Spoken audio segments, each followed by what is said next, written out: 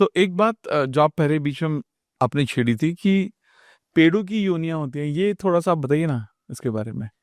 देखो, जैसे कहा गया है ना कि 84 लाख योनियां होती हैं हम्म। जिसमें जन्म लेना पड़ता है। हम्म।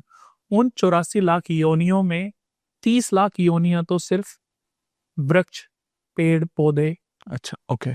जो फ्लावर्स होते हैं, फल वाले पौधे होते हैं तरह तरह के, उनके अंदर भी तो जान है ना। हम्म। हम्म। तो 30 लाख योनियां तो सिर्फ इनकी होती हैं। उसके बाद 11 लाख योनियों में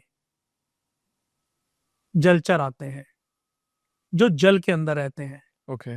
जल के अंदर रह करके दूसरे जलचर को खा करके अपना पेट भरने का काम करते हैं। हम्म। हम्म। 11 लाख के बाद 10 लाख होते हैं जिसमें कीड़े मकोड़े आते हैं, जीव जंतु आते हैं। कीड़े मकोड़े, उनकी भी जो लाइफ है, उनके भी जो जन्म है, वो करीबन 10 लाख योनियां होती है। उसके बाद 20 लाख होती है पशु पक्षी, उनका उनकी योनियां है। 20 लाख बार उनकी योनियों में जन्म लेना पड़ता है। उसके बाद आती हैं करीबन 10 लाख के अप्रोक्स जो पशु हैं। पशुओं में शेर चीता हो गए, भालू हो गए, बैल हो गए। किस तरीके से देखो उनका जीवन होता है, एक दूसरे को मार काट करके जीवन यापन करना पड़ता है। हम्म। फिर इन सब के बाद जो जन्म होता है वो जन्म होता है गाय का। हाँ, जो मैं बता रहा था, इन पशुओं का योनियां है, इनकी 20 साल योनि है। हम्म। और पशुओं के बाद फिर गाय का जन्म होता है। एक जन्म होता है, उस जन्म के बाद जब मृत्यु होती है उसके बाद 4 लाख योनियों में मनुष्य का जन्म होता है। हम्म। मनुष्य का एक बार जन्म होगा, फिर 2 बार जन्म होगा, फिर 3 बार, तब तक होता रहेगा जब तक आपके पापों का प्रायश्चित नहीं नहीं हो होगा। जाता। और मैं आपको बता दूं कि मनुष्य में भी 4 वर्ण बने हुए हैं। सबसे पहले जो मनुष्य में जन्म मिलता है वो शूद्र वर्ण में मिलता है, जिसमें सेवा भाव हो, वो शूद्र वर्ण है। उसके बाद उन से जब मुक्ति मिलती है, जब मोक्ष मिलता है, तो शूद्र से अपग्रेड होकर के जन्म मिलता है वैश्य वर्ण में। 1 बार, 2 बार, 500 बार, 5000 बार, 50,000 बार। जब वहां मोक्ष प्राप्त होता है तब जन्म मिलता है क्षत्रिय वर्ण में। वैश्य वर्ण, जैसे शूद्र वर्ण के अंदर सेवा भाव हो, वैश्य वर्ण के अंदर मैनेजमेंट भाव हो, रख रखाव, जिसके अंदर सभी व्यवस्था वाली चीजें हो। फिर उसके बाद क्षत्रिय। क्षत्रिय वर्ण में भी 1 बार, 500 बार, 5000 बार, कितनी बार भी हो सकते जब तक आपको मोक्ष नहीं मिलता। और क्षत्रिय का मतलब जिसके अंदर रक्षा का भाव हो। फिर अंत में जन्म मिलता है ब्राह्मण वर्ण में, जिसके अंदर ज्ञान बांटने का भाव हो, जो लोगों को सही रास्ते पर ले जाने की क्षमता रखता हो। क्षत्रिय वर्ण जो लोगों की रक्षा करता हो, वैश्य वर्ण जो लोगों का ध्यान रखता हो, खाने पीने की व्यवस्था, दान वीर हो, और शूद्र जिसके अंदर जो लोगों की सेवा करे, टेक केयर करे। कहते हैं कि विष्णु जी के मस्तिष्क से ब्राह्मण का, भुजाओं से क्षत्रिय का, शुकपेट से वैश्य का, और तलुओं से शूद्र का जन्म हुआ।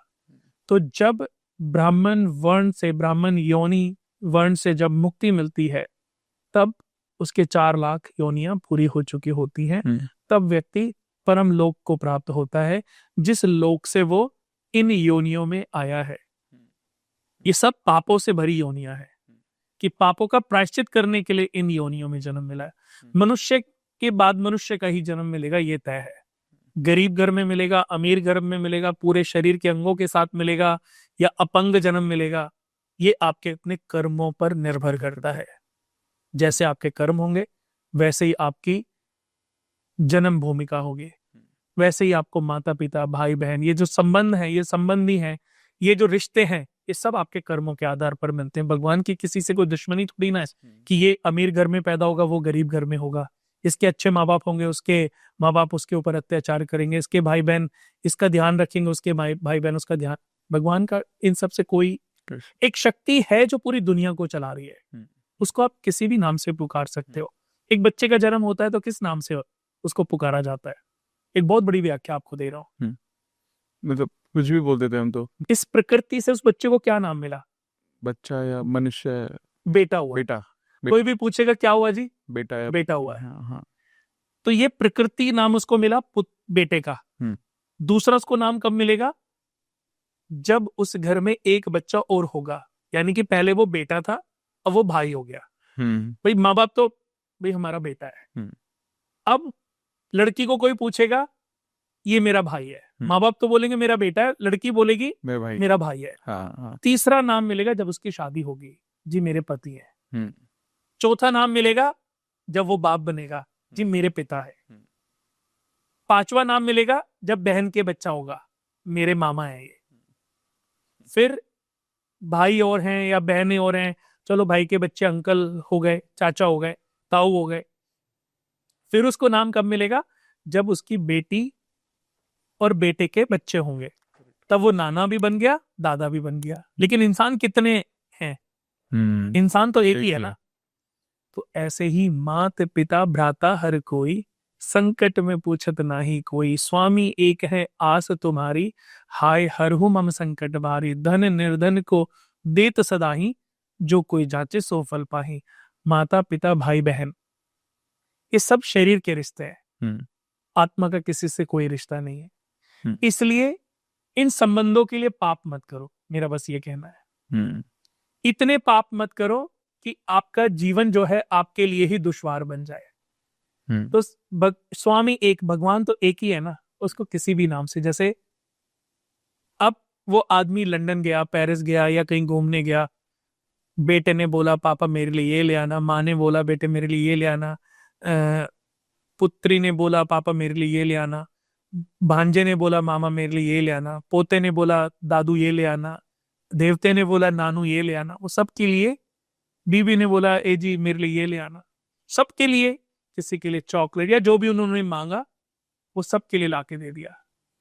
उसी रिश्ते में जिस तरीके से उन्होंने मांगा, जिस रिश्ते में मामू मेरे लिए क्या लाए, दादू मेरे लिए क्या लाए, पापा मेरे लिए क्या लाए, बेटा मेरे लिए क्या लाया, पति देव मेरे लिए क्या लेकर के आए, सबकी है केयर कर दी, सबको उनकी चीजें दे दी।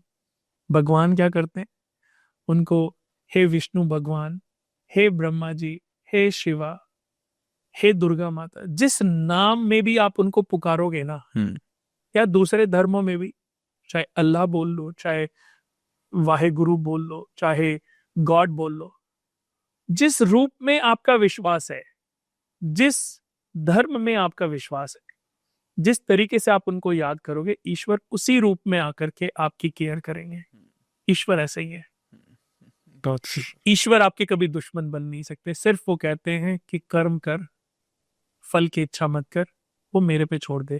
अगर आपने अपने कर्मों पर ध्यान दिया और आपने फल की इच्छा नहीं की, आपको जीवन में कभी कोई कमी नहीं आ सकती। उसका जीते जागते उदाहरण इस दुनिया के सारे रिच लोग हैं। आप उनको मिलोगे, कभी आपको उनके साथ पॉडकास्ट करने का मौका मिलेगा तो मेरी बात की सत्यता आपको पता चल जाएगी। आज मैं बता देता हूं, मैं अपने जीवन में सिर्फ इसी बात को लागू करके चलता रहता हूँ, मेहनत करता हूँ, अच्छे कर्म करने की कोशिश करता हूँ।